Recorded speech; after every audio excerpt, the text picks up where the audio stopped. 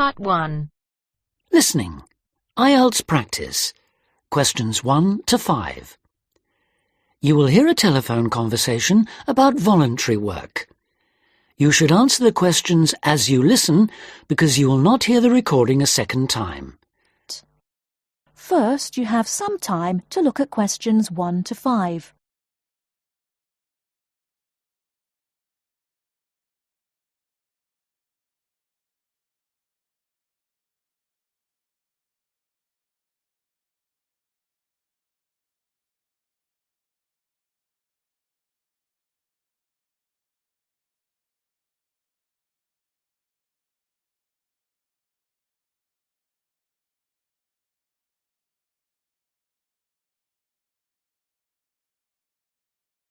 Listen carefully and answer questions 1 to 5.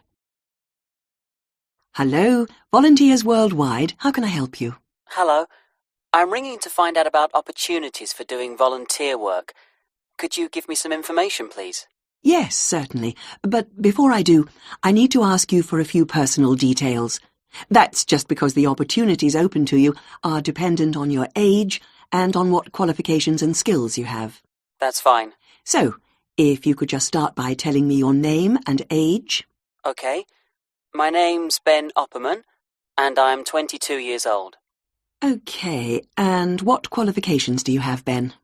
I've got a BA degree in Social Studies. That was from the University of Kent, and I'm a qualified teacher. I've just completed my PGCE, my postgraduate certificate in primary education. And you're interested in doing unpaid voluntary work rather than a full-time job with our organisation? Yes, that's right. I'd like to do voluntary work before I start looking for a more permanent job. How long were you hoping to work for us for? I was thinking of 2 years at most. Okay. Well, for people in your age group, we have 2 programs: Global Youth Contact and Youth for Action on Development. GYC, Global Youth Contact, is a 6-month exchange program which provides opportunities for young people from different countries to work together in local communities. I see. But that's only a 6-month program. That's right. But our other program, Youth for Action on Development, requires people to volunteer for a year at least. On this program, most of the placements are for 12 or 18 months. That'd be the program I'd go for. Okay. Now, do you have any other skills or special interests that might be useful for the kind of work we do? Well, I've done a lot of conservation work in the area where I live. Good, that's useful to know. And I belong to a wildlife protection group. Right, that could be very helpful. Before you hear the rest of the conversation, you have some time to look at questions 6 to 10.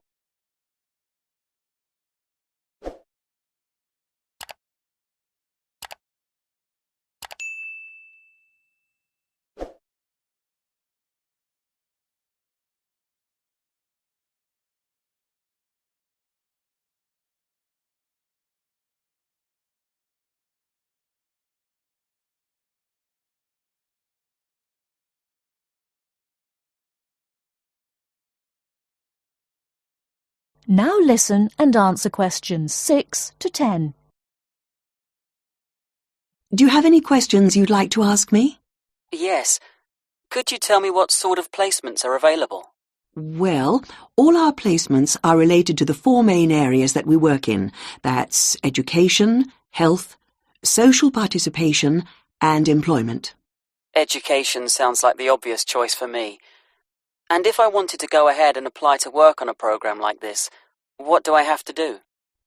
Okay, well, our selection procedure is quite a lengthy process, I'm afraid.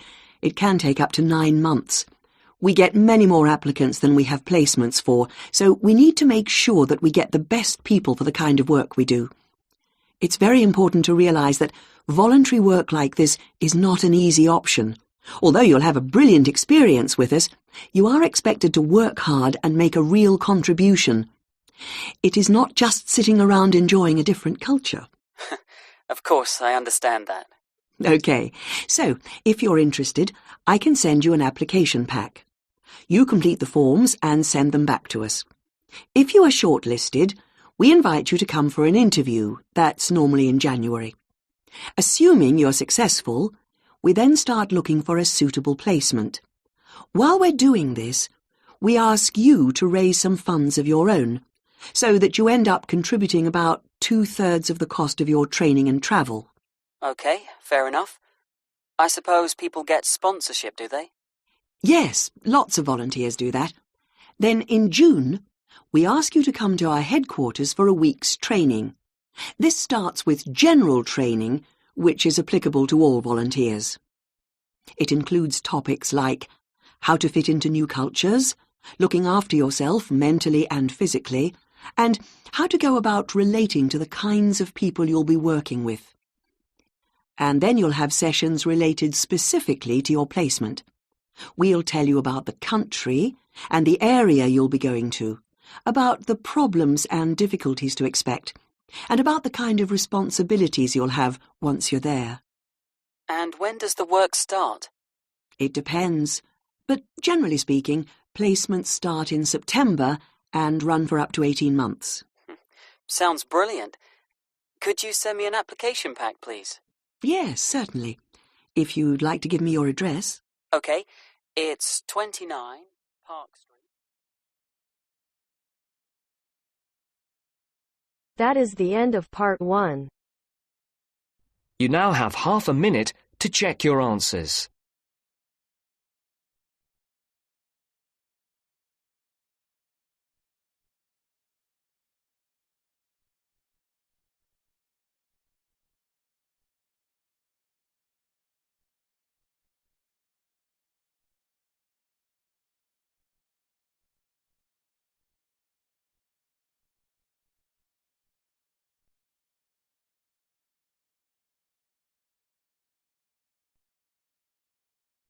Now turns to part 2.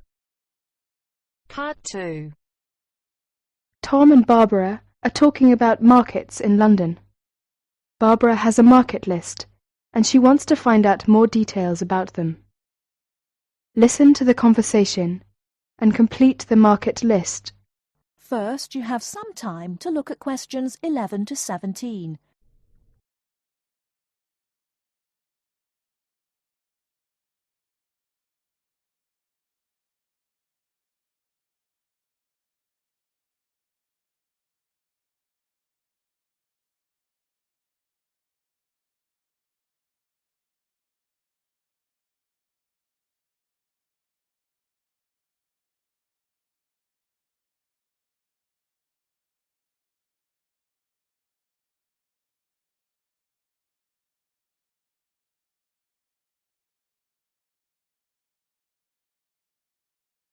Now, listen carefully and answer questions 11 to 17.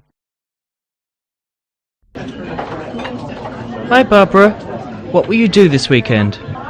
Well, I'd like to do some shopping, but I have no idea where to go. I've only been here a few days. I was told London is an expensive place to live. Yes, but that's not completely true. London can be an expensive place to live, but if you shop in the right places, you can live relatively cheaply. Is that true? Could you tell me something about the shops? All right. You know, food tends to be cheapest in the big supermarkets, like Sainsbury's and Tesco's. Most of them have quite a good variety of food and household items. You can buy your fruit and vegetables on the street. You will find these street markets in almost every part of London. You can also buy clothes, shoes, and household items in these markets for a real bargain. Have you got a market list provided by the Student Union? Yes, here you are. This might give you some ideas. Let me see. E Street, SE17. This market sells cheap food, clothes and hardware. It's open from 8 AM to 5 PM. Yes, but how can I get there? You can take the Underground. We call it the Tube. You see, there is a tube station on the list. Let me see. Yes, it's Castle Station. Right. You can get off at the castle. Good. Look at Leather Lane, WC1. Yes, that's a good central London market for clothes. food and hardware. It opens at lunchtimes from Monday to Friday. It's near Chancery Lane Station. Well, what about the one in Petticoat Lane? Oh, Petticoat Lane E1. It sells clothes, shoes and household goods. It opens only on Sunday mornings from 9 a.m. to 12 noon. Yes, we can get off at Aldgate Station. OK, what about the one in Walthamstow? E17. Oh, that's a big market for clothes and food. It's open between 9 a.m. to 4 p.m. on Mondays to Saturdays, except Wednesdays and Sundays. Let me see. Yes, we can get there on the Central Line. What about Brixton? That's Brixton SW9. It's an indoor and outdoor market with a lively atmosphere. It sells vegetables from all over the world. It opens 9 a.m. to 6 p.m. Mondays to Sundays and half-days on Wednesdays. Oh, it's close to Brixton Station, very near my place. Great, it's very convenient. Tell me more detail about Camden Lock. Yes, there are several markets on Camden High Street and plenty of shops. They sell fashion clothes, jewellery, recorders and pottery. It's good for buying presents, very close to Chalk Farm and Camden Town Station. I see. It says that it opens on Sundays only from 8 a.m. to 5 p.m. Well, I think these markets might help to keep my costs down. Well, if you need to buy new electrical goods or large household items, you can wait until the January sales when almost all the shops sell goods at discount prices. Thank you very much for your help. Tom, shall we go to Brixton together this weekend? I'd love to. Oh, I'm afraid I've got to go to a lecture. I will ring you tonight. Bye. OK, bye. Barbara is phoning Tom about shopping. Before you hear the rest of the talk, you have some time to look at questions 18 to 20.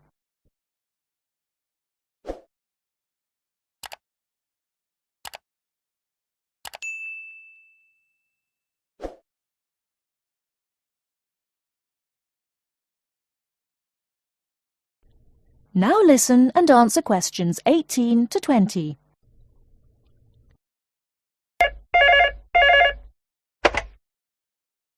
(401 0625). Hello, is that you, Tom? Hi, Barbara. Have you decided where to go tomorrow? Yes, that's right. I want to go to Camden Town to shop. Would you like to go there with me? Yes, I'd love to. That's a good market. Mary's here with me now. She wants to go there too. Shall we meet at Camden Town Station? OK. How are you going there? We will go there by bus. It's only 3 stops from my place. Well, we might walk there if the weather is fine. How will you get there? I think I will have to take the Underground. I'm at Bond Street, and I'll take the Central Line first and get off at Tottenham Court Road. That's it. Take the Central Line and get off at Tottenham Court Road. Then you want the Northern Line to Camden Town. It's only about 4 stops. Make sure you get a northbound train though. You want northbound Camden Town, OK? OK. I think I can find the way. I have an Underground map with me now. What time shall we meet there tomorrow? How about 10:30? Well, I think that's a bit too late. It might be crowded by that time. How about 1 hour earlier? Say 9:30. Fine. That'll be all right. See you tomorrow. Bye.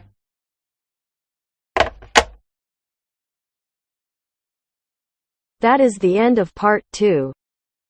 You now have half a minute to check your answers.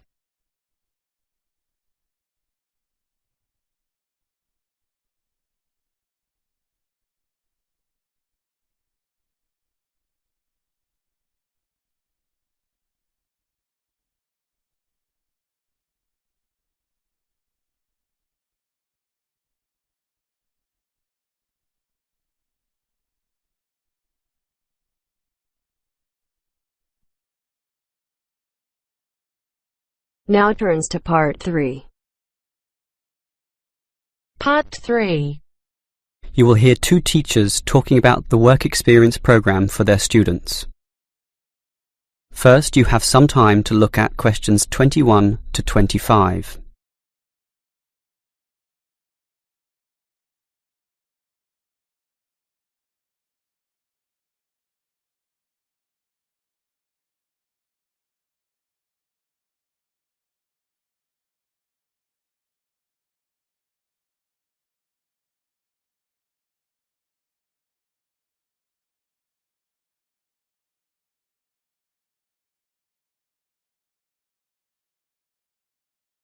Now listen carefully and answer questions 21 to 25.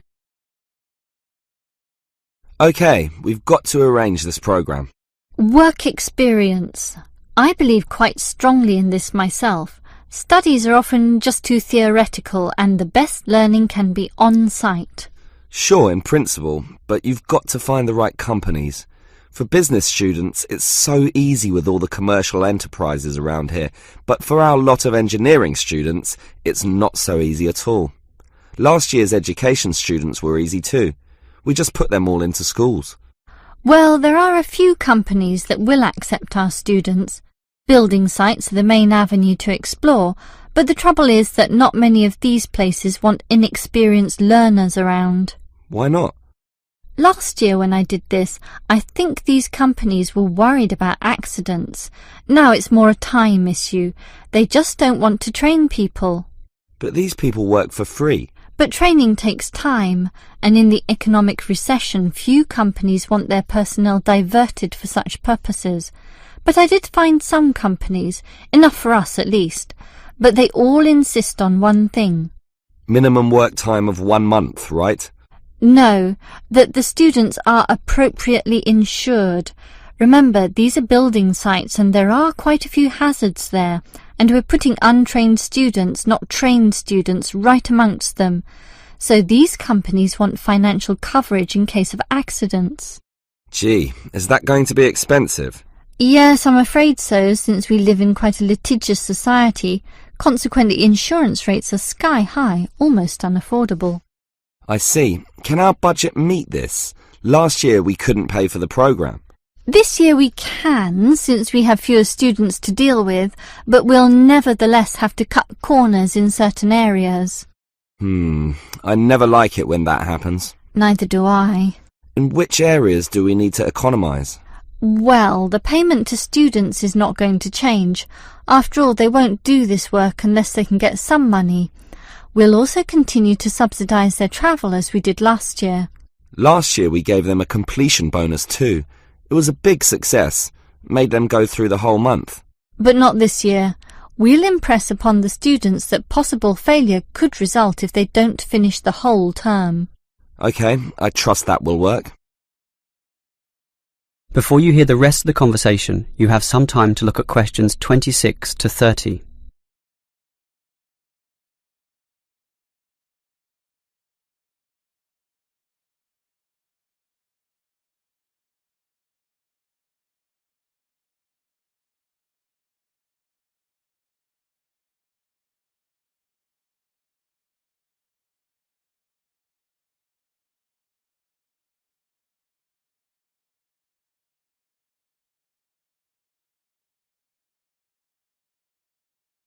Now listen and answer questions 26 to 30. The most important issue for me about this work experience programme is which companies are getting involved, and that was your job. What companies did you find? Right, 4 companies are prepared to help out. Hepplewhite Distilleries, AJ & Sons Engineering, Johnson Demolition, and Sansoni Security. How many students can they take? Hepplewhite can take 6. 6? Sorry, 5. It's limited at the moment by the winter, since beer drinking is lower around this time. As for AJ & Sons, that would be 7. Last year it was 17. Not this year, I'm afraid.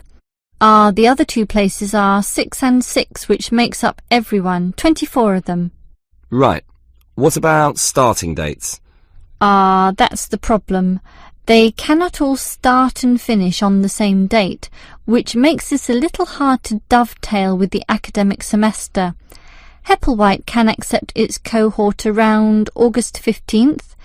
AJ are a little later, starting 5 days later, in fact. The 20th? Actually, the 21st is what they said. And the other two? The demolition company can start earlier, the start of the month, the 1st, and the security firm will start 3 days later on the 4th. OK, that sounds good. And will all our students work for 1 month? Well, remember, it doesn't have to be a full month, but just long enough to meet syllabus requirements. So, how long is Hepplewhite going to use these students? They said 3 weeks, maybe 4 weeks if we want it. We want it. Tell them the longer option is necessary. Sure. I think they'll accept that. The students will probably buy some of their product, which will make the owners happy. As for the engineering company, it's giving 24 days. That's fine. And the demolition company? They're saying 2 weeks, 14 days. Impossible. The students can't complete their projects in such a short time. You'll have to be stronger. Tell them minimum 18 days. All right. The owner seems reasonable. He'll probably accommodate us if I throw in a few incentives. That leaves the security company, which is offering... Let me guess. 3 weeks, 21 days. Almost. 22. Ha! I was close with my guess of 21. Just 1 day off.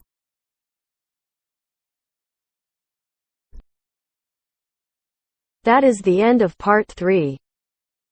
You now have half a minute to check your answers.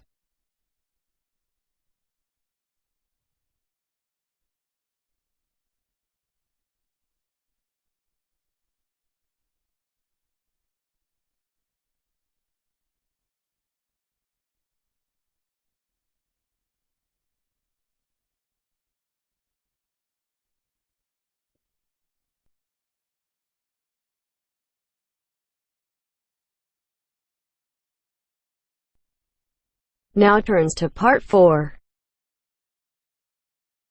Part 4.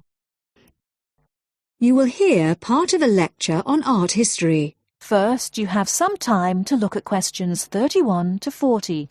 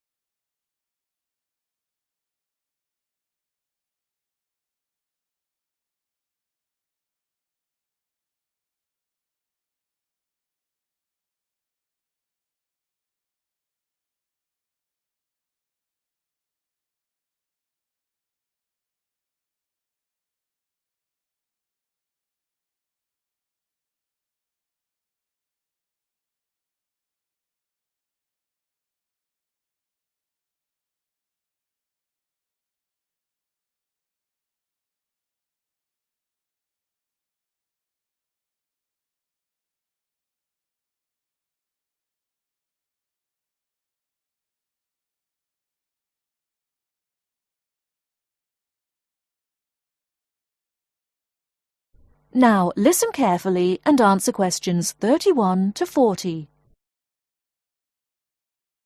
In the last lectures, we looked at the art of the ancient Egyptians, and then considered the art of other ancient Mediterranean civilizations, in particular Greece and Rome.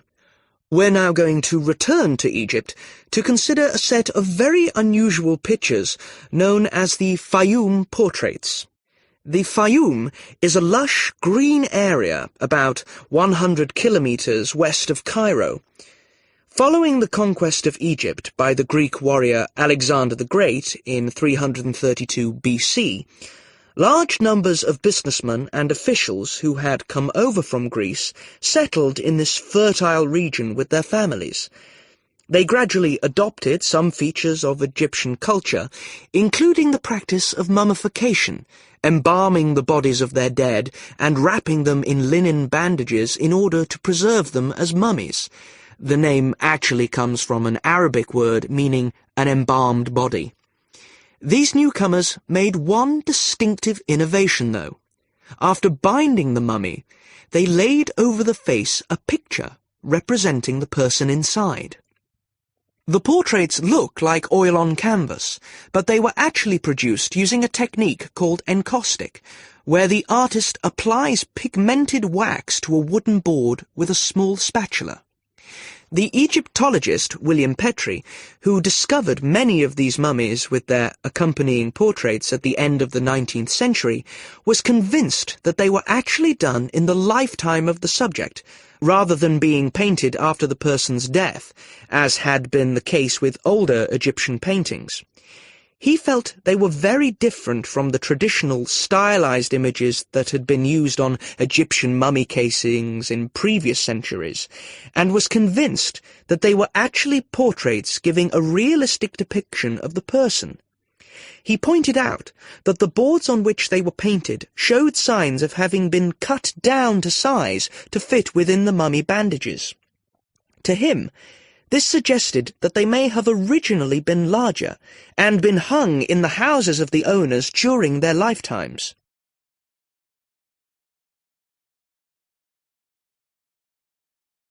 But more than a century after they came to light, nobody knew how far they were really depictions of real people, as against idealized portraits. Then a team from Manchester University decided to find out, by recreating the faces of Fayum mummies in clay, and then comparing the reconstructions with the portraits. The team was provided with skulls from 2 Fayum mummies from the British Museum, and given the information, based on X-rays and other evidence, that one of the mummies was of a 50-year-old man, and the other was a woman in her early 20s. Armed only with this information, they set to work. First, they created copies of the skulls. Then they used clay to build up the facial muscles in order to reconstruct what the person looked like. After weeks of painstaking labour, 2 faces emerged. Only then were the 2 portraits revealed so that the match between the reconstructions and the portraits could be examined. In the case of the man, both model and portrait showed a broad, flat face with a slightly hooked nose and a fleshy mouth with broad lips, but the man in the portrait was noticeable for his 5 o'clock shadow, the beard beginning to grow around his chin and on his cheeks. This would have been quite a recognizable feature of the man in real life, and an easy thing for the painter to copy. However, it wasn't something that the makers of the model could know about. In the reconstruction, the right eye was slightly higher than the left, and this was the same on the portrait. But on the portrait, the eyes were very large, which is standard with many of the Fayum portraits, while in the model they were longer and narrower. The portrait of the woman appeared to be even more of a standard type, with her large eyes, straight nose, and small mouth. These pretty feminine features suggested this could be an idealized woman's face, and yet it proved to match the reconstruction surprisingly closely. The proportions of the lower face corresponded, and so did those of the forehead, though in the portrait the eyes were closer together and larger than in the reconstruction.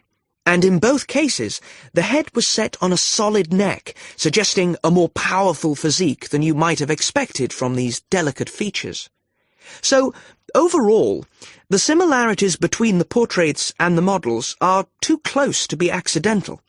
The artists may have started from a standard picture, but attempts were made to modify this to reflect the characteristics of the subject, what gave the face its personal qualities.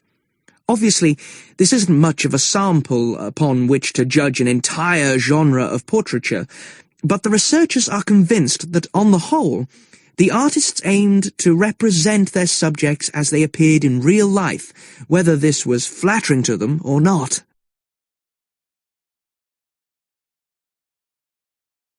That is the end of part 4. You now have half a minute to check your answer.